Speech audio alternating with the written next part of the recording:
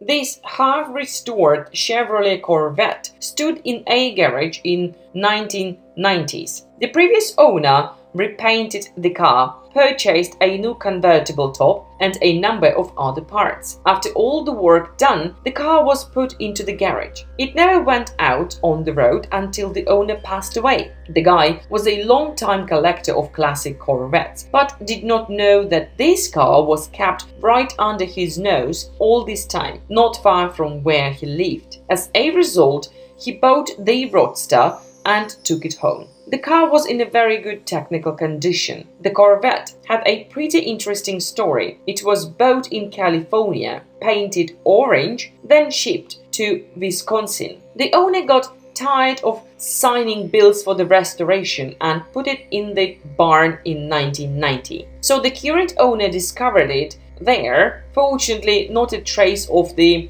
unoriginal orange paint remained. What's even more incredible is that the blue flame engine started up relatively easily after some basic work was done, even if it had stood for ages. Within 10 days after that, the car was able to drive on its own. Parts such as headlight grills tell you how well this Corvette has held up over the years, and despite the dust, it actually sounds like a very sensible project to buy and restore to the working condition. Don't forget to subscribe and like it. Thanks for sharing, and bye bye.